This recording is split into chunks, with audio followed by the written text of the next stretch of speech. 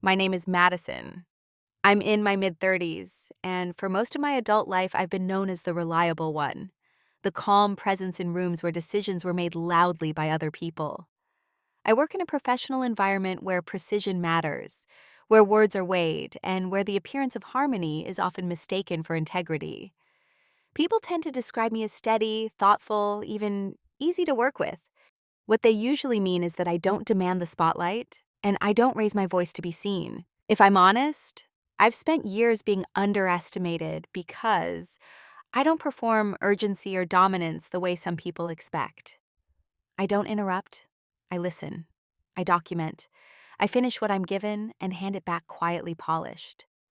That combination often invites a certain assumption that I'll absorb pressure without pushing back, that I'll be grateful for recognition in any form, that I won't notice when respect becomes conditional. This story isn't about revenge. It's not about a dramatic takedown or a public reckoning. It's about realization, about the slow, almost imperceptible moment when clarity replaces confusion. The moment I understood why praise felt different when it arrived, and why one day I realized I was the scapegoat when my boss CC'd legal on a praise email. Compliments arrived with witnesses, and suddenly, everything made sense. What you're about to hear is a true emotional arc, not a highlight reel. It moves from quiet loyalty to quiet awareness, from internal justification to internal boundary. There are no villains twirling mustaches here, no shouting matches, no sudden miracles, just patterns, systems, roles that get assigned without consent, and what happens when you stop performing the one you were given. I'll walk you through how I was seen, how small moments accumulated meaning, and how silence, once automatic, became intentional. There were days I questioned myself more than anyone else ever did. There were nights I convinced myself I was imagining things. And there was one ordinary workday that shifted how I understood power forever. I'm sharing this not to position myself as flawless, but to be honest about how easy it is to normalize being diminished when it's wrapped in politeness. If you've ever been praised in ways that felt oddly constrained, or protected in ways that felt less like support and more like supervision, you may recognize parts of yourself here. This is a reflective account of psychological reversal, of what happens when you stop asking to be seen and start seeing clearly. No drama, no names, just the truth, as I lived it. Before we go any further, I want to ask you something gently, without pressure. Have you ever felt appreciated in a way that made you feel smaller instead of larger? To them, I was dependable in the way furniture is dependable, present, useful, rarely acknowledged unless something went missing. In meetings, I was the one people glanced at when details needed confirmation, not to speak, just to nod. My role had a quiet predictability to it. I prepared briefings that made other people look articulate. I followed up on action items no one else remembered agreeing to. When timelines slipped, I absorbed the tension without reflecting it back.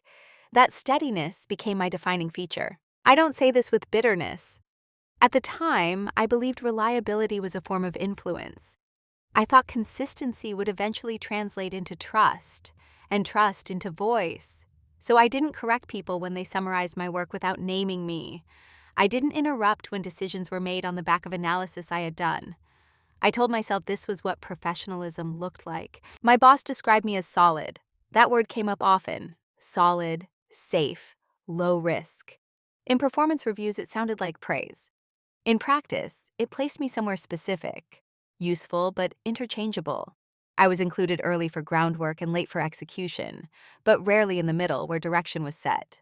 That middle belonged to louder personalities, sharper elbows, people who framed ideas as if they'd arrived fully formed. I learned quickly that being calm made others comfortable. They could test half decisions on me without consequence. They could offload ambiguity and expect clarity in return. I became the person who handled things, which meant I was trusted with outcomes but not authority. When something worked, it was a team success. When something didn't, it quietly passed through my inbox. What's important is that I didn't feel mistreated, at least not consciously. I felt needed. There's a difference, and it's subtle. Being needed can mask a lack of respect for a long time. It creates a sense of belonging without visibility. You're inside the system, but not shaping it. Colleagues came to me for reassurance, for edits, for context. They didn't come to me for credit sharing or strategic alignment. I was often the last to know how my work would be presented upward. Slides I had built would appear in leadership decks with different names attached. Not maliciously, just efficiently. The story moved faster without stopping to cite sources. And I let it. Because invisibility, when paired with appreciation, can feel like peace. No conflict, no politics, no target on your back. I told myself I preferred it that way, that I was above the noise. But there were moments, small, easy to dismiss moments, that hinted at the truth. Introductions that skipped my title. Decisions announced as conclusions to conversations I'd never been invited into. Praise that arrived vaguely, detached from specifics, as if acknowledging the work too clearly might complicate something. Still, I rationalized. I was building credibility. I was learning the system. I was being patient. My boss, in particular, seemed to value my discretion. He trusted me with sensitive processes, compliance details, documentation trails. He spoke to me carefully, often in hypotheticals. I mistook that for respect. I didn't notice yet that it was also containment, that my role was to stabilize, not to challenge. Looking back, I understand that roles don't require consensus to exist. They form through repetition, through what you allow, what you absorb, what you return quietly polished. Over time, I had become the person who made things smoother for everyone else, even when it cost me clarity. I wasn't disliked. I wasn't marginalized in obvious ways. I was something more convenient, invisible enough to overlook, competent enough to rely on. And at that stage, I still believed that if I just kept doing excellent work, the system would eventually correct itself. I didn't yet understand that systems don't self-correct for people who make them comfortable. The first time it happened, it was small enough to dismiss. That's why it stayed with me. It was an email, one of those end-of-week summaries that get forwarded upward. I had spent days refining a process update that addressed a compliance gap no one wanted to name directly. It required careful wording, alignment across teams, and a level of restraint that kept it from sounding accusatory. When it finally went out, it did exactly what it was supposed to do. The question stopped. The risk closed quietly. A few days later, my boss forwarded the thread to leadership with a short note. "Good progress here. Appreciate the team effort." My name wasn't mentioned. That wasn't unusual. What caught my attention was who was mentioned. Someone who had joined the conversation late, after the structure was already in place. Someone whose role was more visible, whose presence carried weight in rooms I wasn't in. I remember reading it twice, not because I was angry, but because I was confused. I scrolled back through the chain, checking if I'd misremembered something. Maybe I'd overstated my involvement. Maybe I was being sensitive. That was the moment I did something I would repeat many times after. I minimized my own perception. I told myself it didn't matter, that recognition is contextual, that leaders don't need footnotes. I closed the email and went back to work. But the feeling didn't leave. It wasn't hurt. It was a quiet recalibration, a sense that something had shifted, just slightly, in how my contributions were being framed. The next small cut came during a meeting. A decision was announced as final, based on recent analysis. I recognized the language immediately. It was mine, phrases I used when I was trying to be precise without alarming people. The room nodded. The decision stood. No one looked at me. Again, I said nothing. I smiled when someone thanked the group. I wrote down next steps. What made these moments linger wasn't the lack of credit. It was the pattern of erasure paired with continued reliance. I was still the person people came to when they needed clarity. Still the one asked to sense-check drafts before they went out. Still trusted with the unglamorous but essential work of keeping things aligned. But something subtle had changed in how my boss interacted with me. He became more careful in praise, more general. When he acknowledged my work, it was often in private, framed as reassurance rather than recognition. "You're doing great," he'd say, in a tone that suggested management rather than appreciation. Once, after I flagged a potential issue early, he thanked me and added, "Let's keep this between us for now." It sounded reasonable, prudent, but it placed me outside the narrative even as I shaped it. I didn't confront him. There was nothing concrete to point to. Each moment alone was deniable. Together, they formed a shape I wasn't ready to name. What I did do without realizing its significance, was start remembering, not documenting formally, not yet, just mentally noting when my work moved through the system without me attached to it, when praise became vague, when decisions referenced my contributions without my presence. Everyone else seemed unbothered or unaware. Maybe they were both. That's what made it feel so isolating. When no one else reacts, you start questioning your own reaction. You wonder if you're being petty, if you're misreading intent, if professionalism means absorbing these moments without comment. So I stayed quiet. I stayed useful. I stayed composed. But somewhere in the back of my mind, a question had taken root.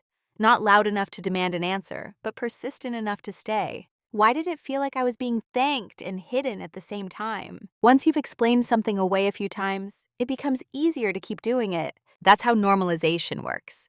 Not through a single, unmistakable offense, but through repetition that slowly lowers your internal threshold for what you accept. I didn't wake up one day and decide that being overlooked was fine. I arrived there incrementally by telling myself a story that made everything feel reasonable. I told myself I was senior enough not to need recognition, that my value was understood even if it wasn't articulated, that my boss was protecting me from politics by keeping my name out of certain conversations. I framed invisibility as insulation, and for a while, that framing held. When my workload increased without a corresponding change in authority, I called it trust. When I was looped in late to decisions that affected areas I managed, I called it efficiency. When my ideas were echoed by others and received with enthusiasm they hadn't earned, I called it collaboration. The truth is, I was skilled at making discomfort sound mature. I noticed that my boss began assigning me tasks that required discretion, but offered no visibility, investigating inconsistencies, cleaning up miscommunications, preparing backup documentation. Just in case. These were important responsibilities, but they existed in the shadows. If nothing went wrong, no one knew I'd been involved. If something did, I was already positioned close enough to absorb it. At the same time, I was excluded from conversations where strategy was shaped, not overtly. I still received summaries. I still got the action items. But I wasn't present when priorities were debated or when narratives were decided. That space was reserved for people who spoke confidently, even when they were guessing. I remember one afternoon sitting in my car after work, staring at the dashboard longer than usual. I felt tired in a way that sleep didn't fix, not burned out, misaligned, as if I were exerting effort in a direction that didn't return energy. Still, I didn't connect it to disrespect. I connected it to responsibility, to being the adult in the room. That label can be dangerous. It often means you're expected to absorb what others don't want to carry. There were moments when I almost spoke up, when a decision brushed past me that I knew would create downstream issues, when my boss summarized my work in a way that softened its complexity. Each time, I paused, not because I lacked confidence, but because I'd learned that raising concerns disrupted the calm I was valued for. So I adapted. I refined my tone further. I made my contributions even more measured. I asked questions privately instead of publicly. I became easier to manage, which is not the same as being respected. What's difficult to admit is that part of me participated willingly. Being underestimated meant expectations stayed manageable.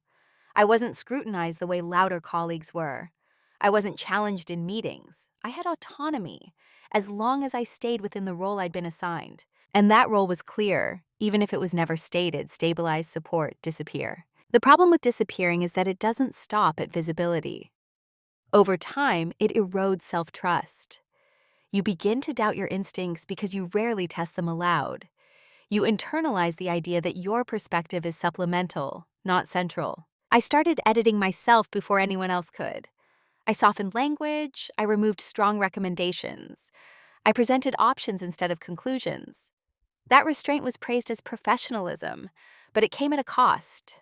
I was diluting my own authority. Still, I told myself this was temporary, that once things settled, once the team matured, once leadership shifted, there would be space for recalibration. I didn't yet see that the system was already calibrated, just not in my favor. And because I was still being thanked, still being trusted, still being relied upon, I didn't call it disrespect. I called it the job. Roles don't always arrive with a title change or a conversation.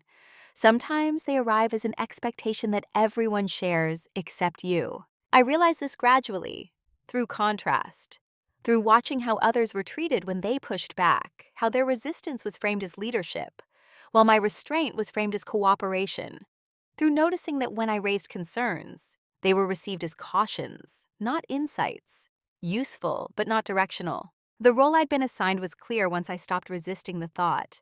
I was the reliable buffer, the person who absorbed uncertainty so others could perform confidence, the one who translated risk into manageable language, then stepped aside while someone else took the stage. I was expected to be available, but not visible, competent, but not authoritative, trusted, but not empowered.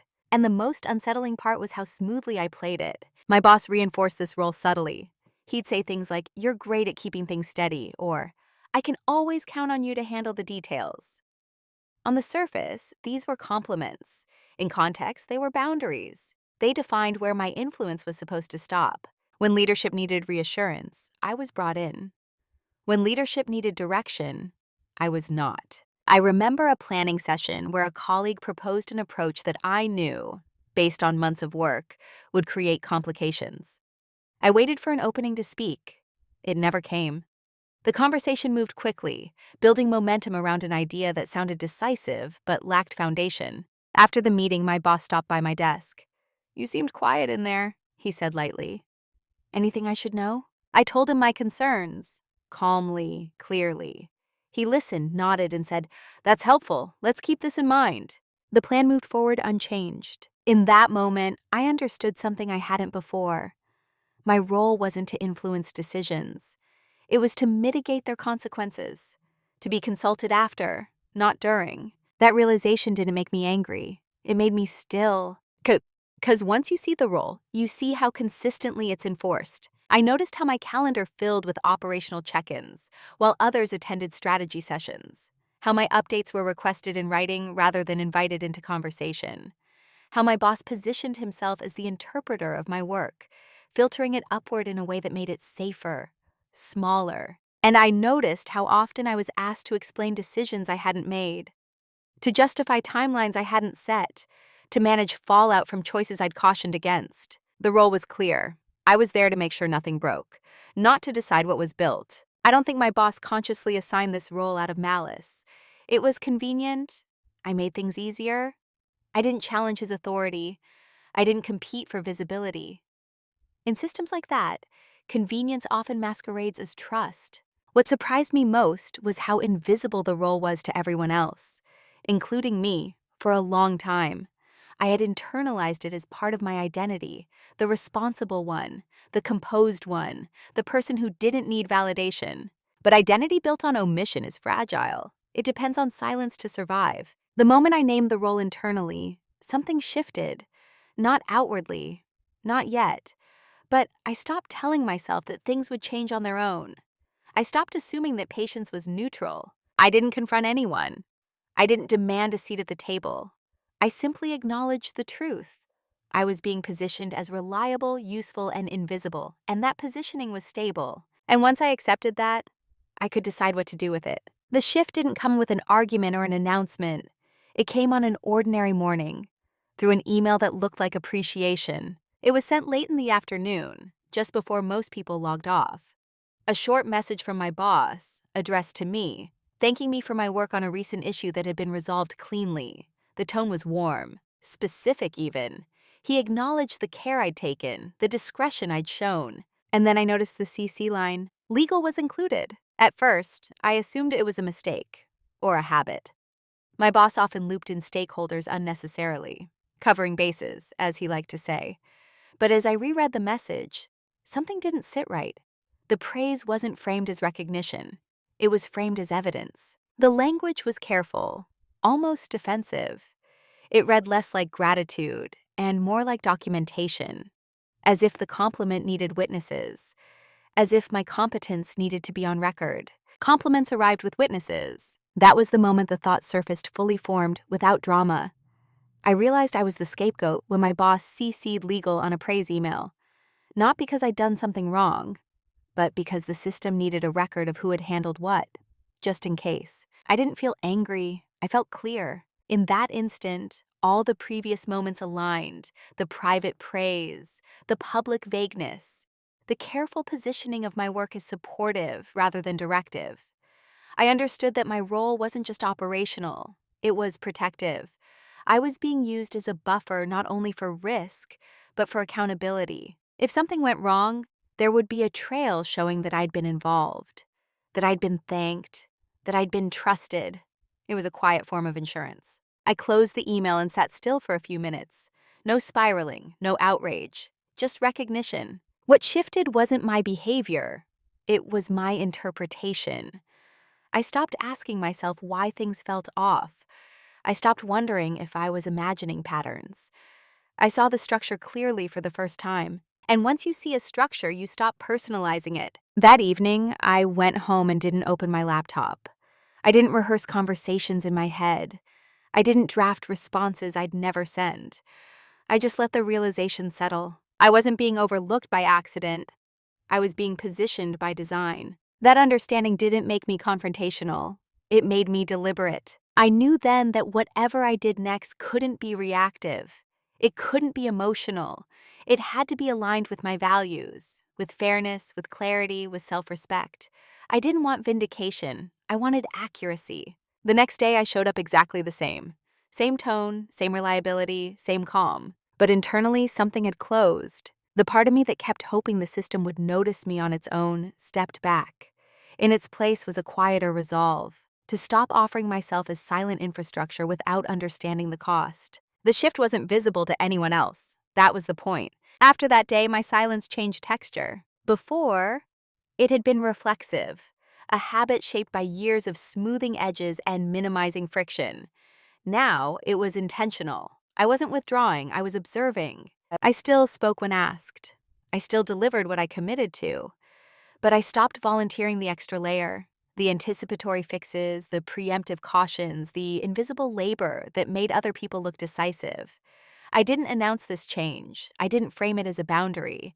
I simply allowed my contributions to match my role instead of compensating for its limitations. No one noticed at first. That's the thing about systems built on quiet overperformance. They don't register absence until something destabilizes. As long as the surface remains calm, the underlying shift goes unseen. My boss continued to speak to me in the same measured tone. He still praised my discretion, still thanked me privately, still looped me into emails that felt more like record keeping than collaboration. I responded professionally, briefly, precisely. What changed was what I stopped absorbing. When decisions were made without my input, I let them stand without softening their consequences. When timelines were set without operational grounding, I met them without preemptive rescue. I didn't sabotage. I didn't withhold information. I simply stopped translating other people's urgency into my responsibility. Silence, in this context, wasn't compliance. It was alignment. Others began to mistake it for passivity. A colleague once said, half joking, "You're so unbothered. It's impressive." I smiled. I didn't correct him. I didn't. In meetings, I spoke less. But when I did, I was direct. I stopped cushioning my language. I stated facts, not hypotheticals. If something wasn't feasible, I said so plainly and let the room sit with it. I didn't offer alternatives unless they were requested. This unsettled people more than I expected. Without the familiar buffer, conversations felt sharper. Gaps appeared, responsibility became harder to deflect. I could sense the system adjusting, trying to redistribute weight it had long placed on me. My boss noticed, but not in the way you might expect. He didn't confront me. He began checking in more frequently, asking if everything was okay. The question carried an assumption that silence indicated strain. I told him I was fine, and I was. What I didn't say was that I'd stop confusing availability with obligation. I also began paying closer attention to language, to who was named in emails, to how praise was framed, to when legal appeared on CC lines and when it didn't. Patterns that once felt abstract now felt deliberate. I kept a notebook, not of grievances, but of facts, dates, context, language, not for retaliation, but for understanding, for accuracy. There was no rush, no deadline. I wasn't planning an exit or a confrontation. I was recalibrating my relationship to the system quietly. The most surprising part was how calm I felt. Without the constant effort to be agreeable, my energy returned. My work felt cleaner, my mind clearer. Silence, when chosen, is not emptiness, it's space. And in that space, I began to see what others never noticed I was doing, and what they assumed would always be there. What they never noticed was how much of the system lived in my head. Not because I was controlling it, but because I'd been carrying it. The history, the decisions that had quietly failed, the compromises that had been made to keep things moving. I knew which processes existed on paper, and which ones only worked because someone remembered why they were shaped that way. That someone had been me for a long time. As my silence became more intentional, my attention sharpened. I started to see how often people spoke with confidence about things they didn't fully understand, how they relied on momentum instead of structure, how decisions were framed as strategy when they were really just habits repeated loudly enough to sound deliberate. I also noticed how rarely anyone checked the foundation, as long as it held. My preparation didn't look like plotting, it looked like curiosity. I reread old documentation not to relive grievances, but to trace patterns. I reviewed meeting notes from months earlier and compared them to outcomes. I paid attention to what was promised versus what was delivered, and who was associated with each. I realized that much of what protected the organization from risk wasn't formalized. It existed through continuity, through people remembering why certain shortcuts were dangerous, why certain timelines were unrealistic, why certain language mattered. That continuity was fragile, and it was concentrated. In me, I didn't weaponize that knowledge, I clarified it. I began documenting processes that had previously lived only in conversation. Not loudly, not performatively, just clearly. I updated internal guides, I annotated decisions with rationale. I made sure context was captured, not just conclusions. On the surface, it looked like good governance, and it was. But it also did something else.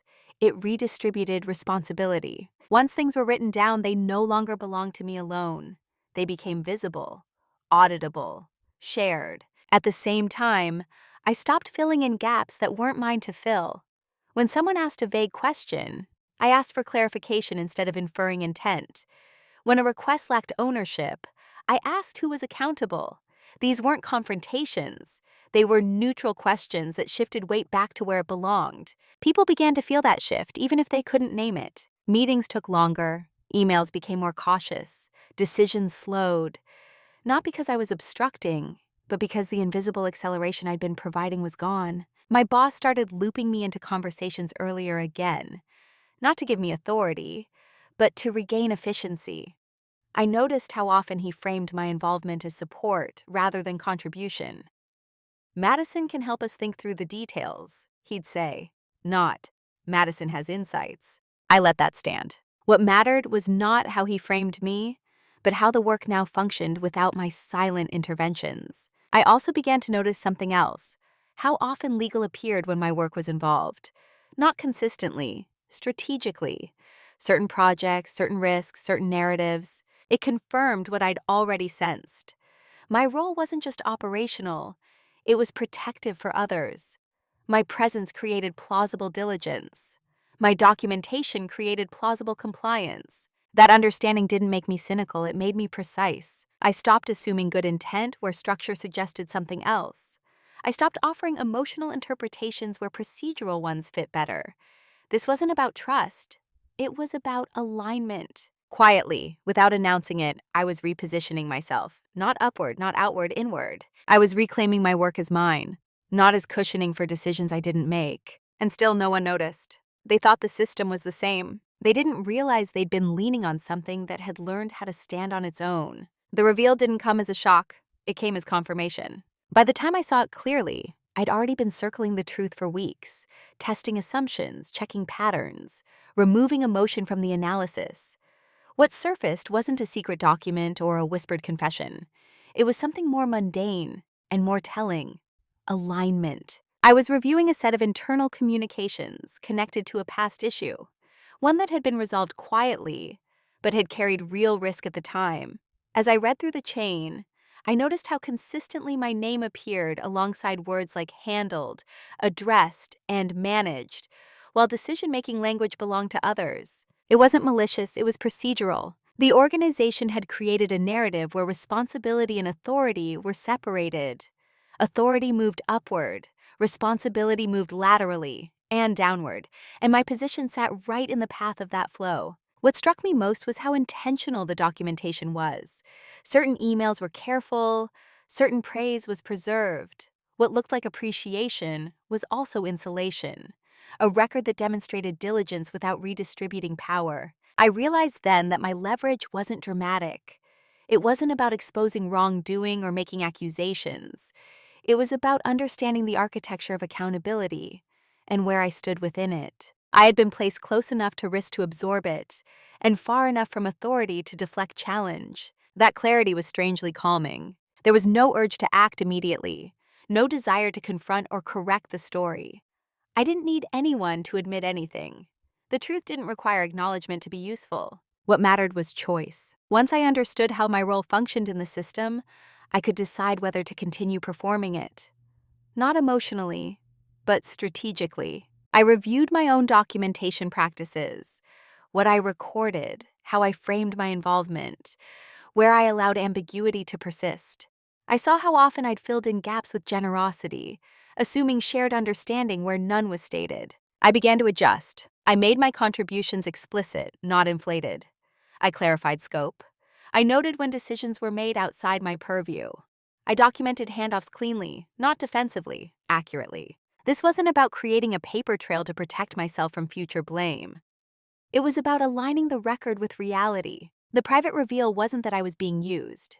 It was that I had options. I could continue as the quiet stabilizer, absorbing risk in exchange for perceived trust. Or I could recalibrate my position within the system.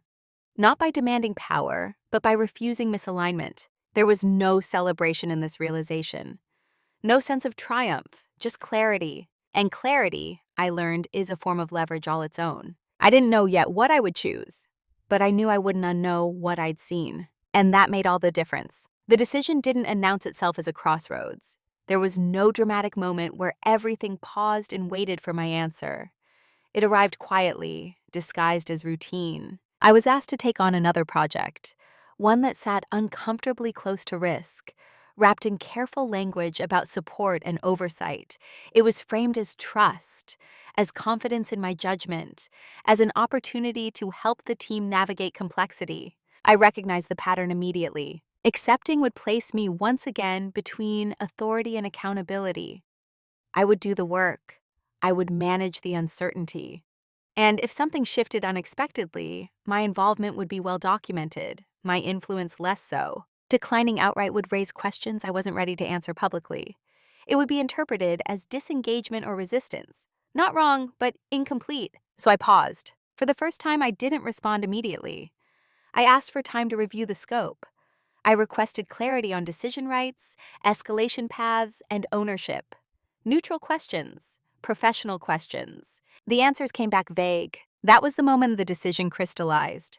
Not because of what was said, but because of what wasn't. I understood then that waiting for the system to redefine my role was no longer an option. Any change would have to come from me, and it would have to be irreversible. Not dramatic, irreversible. I considered my options carefully. I could continue quietly, preserving stability at my own expense. I could confront my boss directly, risking defensiveness and denial. Or I could change how I participated, altering the conditions under which my work existed. I chose the third. I accepted the project, but on terms that reflected reality. I documented scope explicitly. I confirmed decision ownership in writing. I clarified where my responsibility ended. I asked for alignment before proceeding, not after. This wasn't a power play. It was a boundary made operational. Once set, it couldn't be unseen. It changed how my involvement was perceived, not because I demanded recognition, but because I removed ambiguity. I knew this choice would ripple outward. Systems resist clarity when they rely on diffusion. But I also knew that once clarity exists, it's difficult to reverse without admitting intent. That was the point. I wasn't seeking validation or apology. I was choosing alignment over comfort. And in doing so, I crossed a line I couldn't step back over. even if I wanted to. Nothing about my next steps looked dramatic from the outside. That was intentional. I didn't announce a change in approach. I didn't flag concerns in group meetings. I didn't shift my tone or posture. If anything, I became even more composed, because clarity tends to calm what emotion once carried. What changed was how I moved. Every action became precise. Every commitment had a boundary. Every contribution had a defined owner. I stopped translating uncertainty into reassurance. I stopped smoothing language that wasn't mine to smooth. When legal was involved, I noted it, factually. When decisions were made without my input, I documented that sequence cleanly. When I was asked to just handle it, I asked what it meant and who would be accountable for outcomes. These were not challenges, they were completions. From the outside, it looked like process maturity, good governance, professional rigor. No one could reasonably object without objecting to transparency itself. That was the quiet power of it. I also stopped anticipating problems on behalf of others. If a plan lacked operational grounding, I didn't rush to fill in the gaps. I let the plan exist as it was presented. If questions arose later, I answered them honestly, without retroactively owning decisions I hadn't shaped. This wasn't withdrawal, it was accuracy. Behind the scenes, I aligned my documentation with reality. I stopped allowing my work to be summarized loosely. I followed up meetings with concise notes that reflected what was actually decided, and by whom. I confirmed assumptions in writing. I closed loops that had previously remained comfortably vague. The effect was subtle, but cumulative. People began to notice that things required more thought, that decisions took longer to finalize, that accountability could no longer be diffused through politeness. The system didn't break, but it slowed. And in that slowing, its dependencies became visible. My boss didn't push back directly. Instead, he began checking alignment more often, asking if I was comfortable with direction, if I had what I needed. The language suggested concern, but also recalibration. He sensed a shift, even if he couldn't name it. I kept my responses neutral, clear, bounded. What I didn't do was explain myself. Silence, at this stage, was still strategic. Explanation invites negotiation.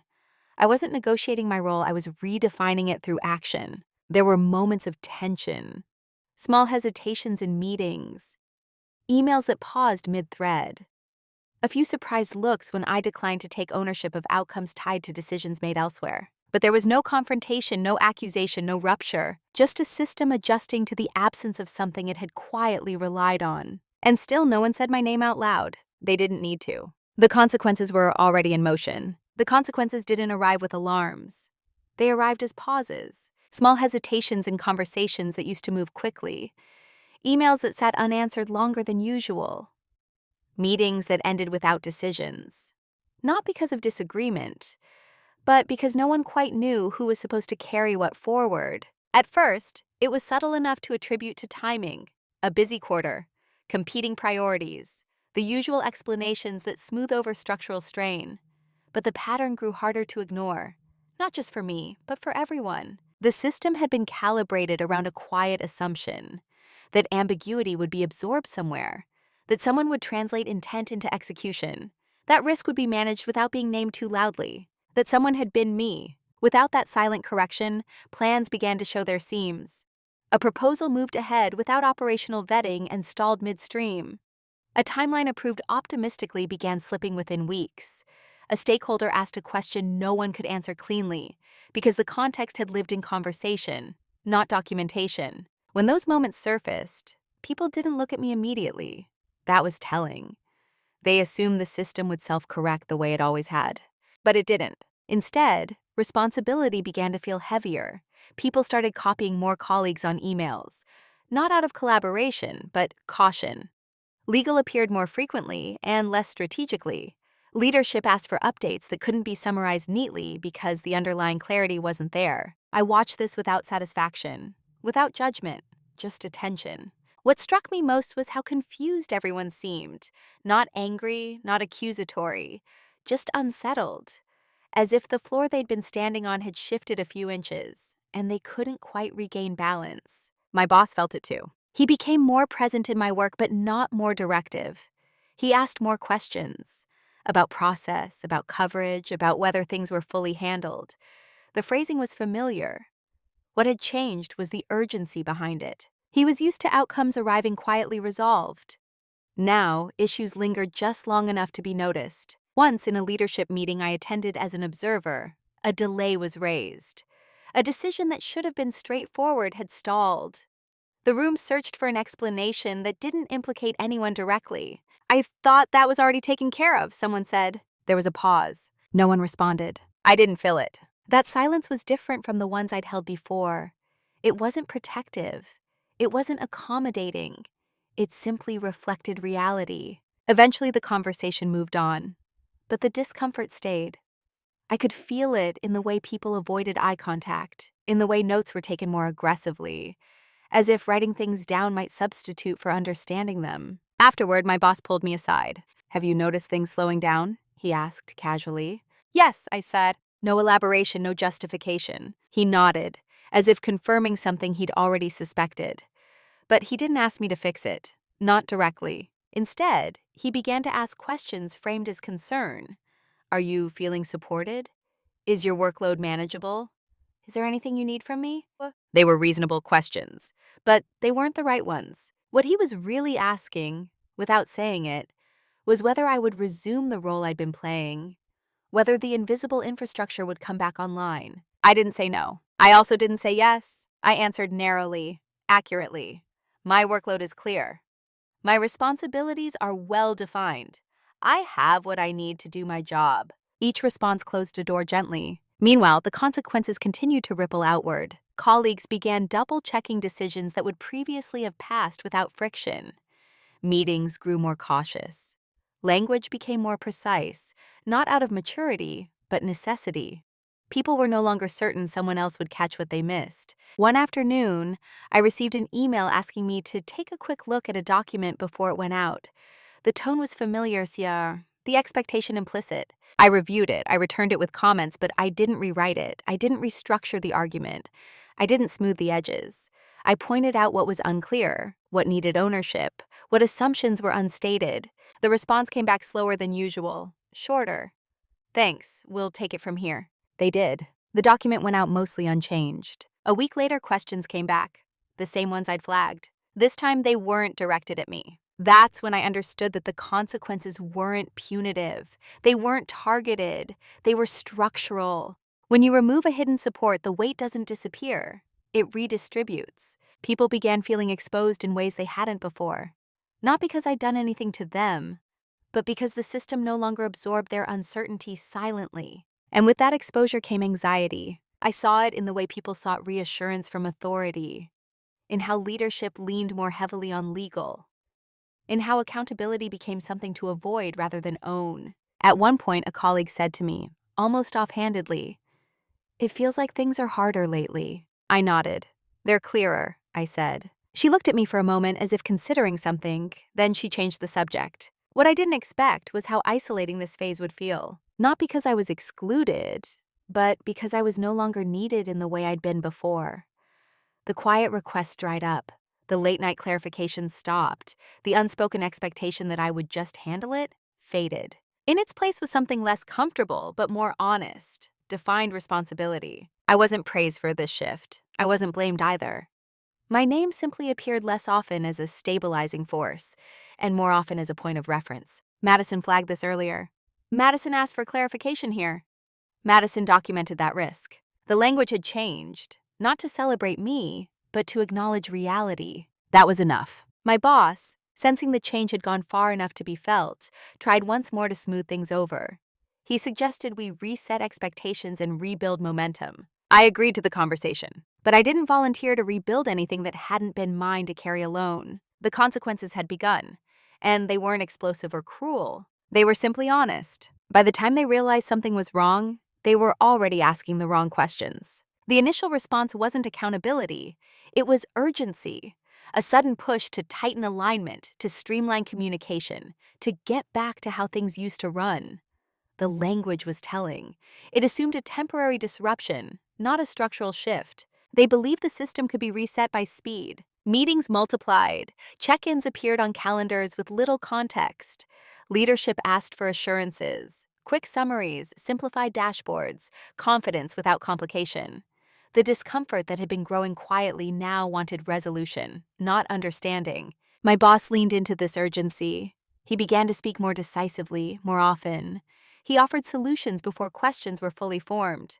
He wanted to restore momentum, to demonstrate control. What he didn't see was that the momentum had been artificial. It had been built on my silence, my anticipation, my willingness to absorb uncertainty without naming it. And once that silence had been repurposed, once it had become clarity instead of cushioning, there was no returning to the old equilibrium. I watched as attempts were made to fix symptoms instead of structure. A process was revised without redefining ownership. A review was added without addressing why it was needed. A new approval step appeared, creating the illusion of oversight while avoiding the discomfort of responsibility. None of it worked. Confusion persisted, not because people weren't trying, but because the assumptions underneath hadn't changed.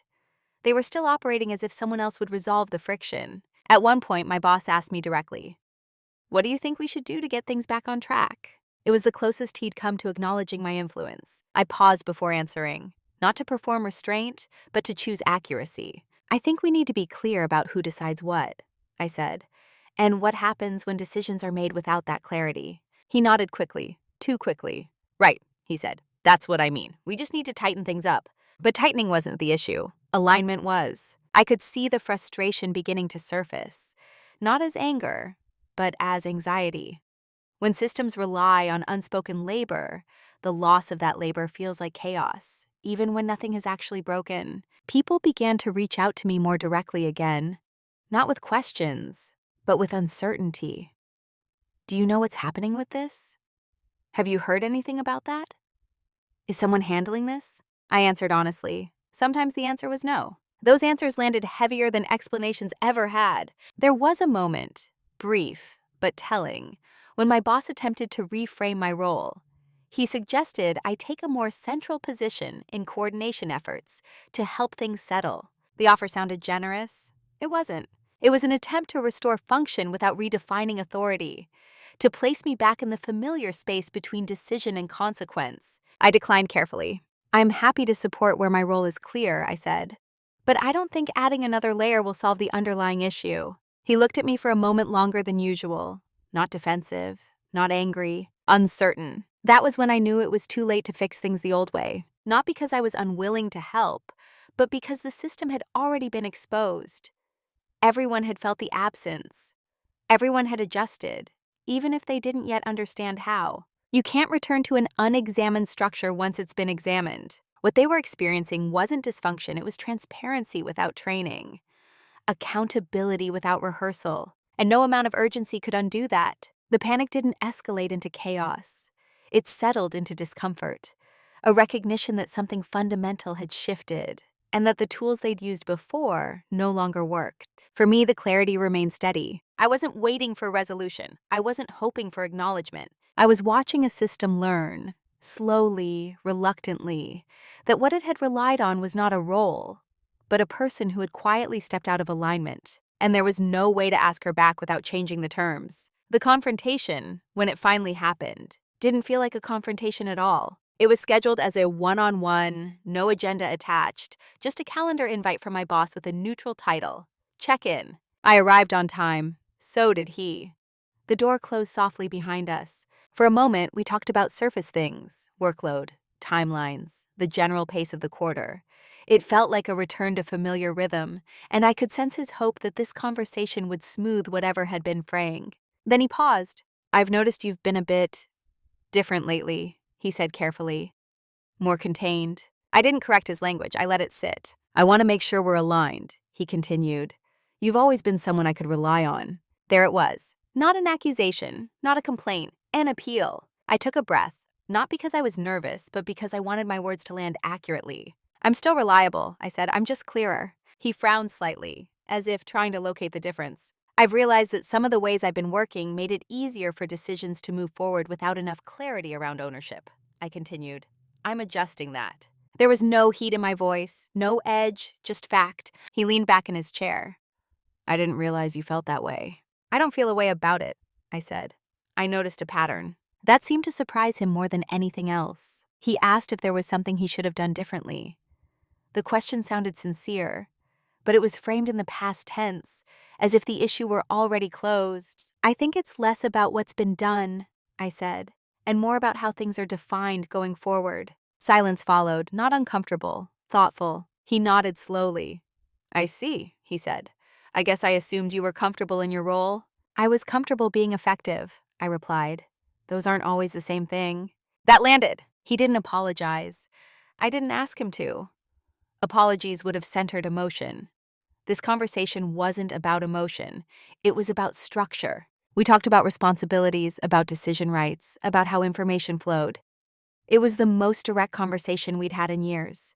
Not because voices were raised, but because ambiguity wasn't allowed to survive. When it ended, there was no sense of victory, no relief, just resolution. The system wouldn't shift overnight. I knew that. He knew it too. But something essential had been named, and once named, it couldn't be quietly undone. We stood. He thanked me for my honesty, for my professionalism. The words were measured, perhaps more careful than before. I accepted them, and I left. There was no drama in that room, no emotional reversal. Just two people recalibrating after a long period of misalignment. Quiet dominance doesn't announce itself. It simply refuses to disappear. I didn't leave. I didn't ascend. I didn't become louder or sharper or suddenly visible in ways that felt performative. What changed was simpler and more durable. I now occupy my role without distortion. I do my work clearly, and I let it live where it belongs.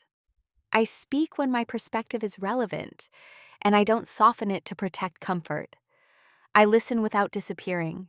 I document without absorbing responsibility that isn't mine. The system adjusted, not dramatically, but honestly.